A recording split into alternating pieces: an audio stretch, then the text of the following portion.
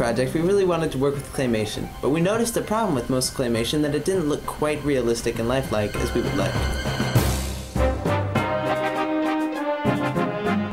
So we set about experimenting on ways to make it look more realistic. So the first thing we did was we filmed a clay figurine and a human being doing the exact same motions. But right away we noticed that the human being at 24 frames per second looked a lot more fluid.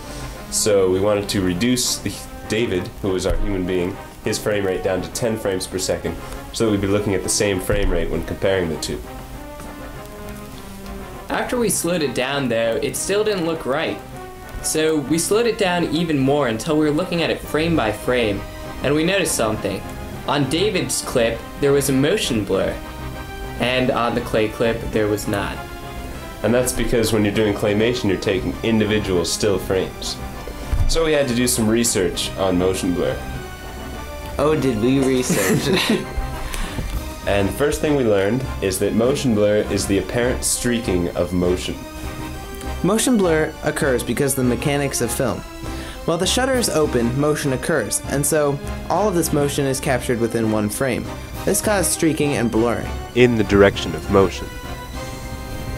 Real video without motion blur would be like watching something through a strobe light. By adding motion blur, it eliminates the strobing effect. The reason motion blur looks so natural and right to us is because that's much how our own eyes operate, because of persistence of vision. Now, there was already a built-in motion blur function in Final Cut Express, the video editing software we used. So we decided to try that out at first, but it was really just cross-fading between each frame, which was not exactly what we were looking for. So we decided to try our hand at creating our own motion blurs using Photoshop. Alright, so we're here in Photoshop, and we're using the blur tool and the cloning tool to create the illusion of a motion blur. Creating our own motion blur effect frame by frame did not quench our insatiable thirst for realism, so we decided to attempt one final gambit to create the perfect claymation sequence.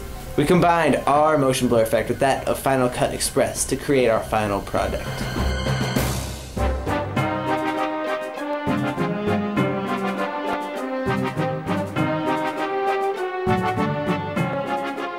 Wow, on that last one I couldn't tell the two apart. But seriously, we didn't quite reach the level of realism that we had hoped for, but we felt that our experiments and the methods that we attempted will help us in future endeavors to make claymation look like the real deal.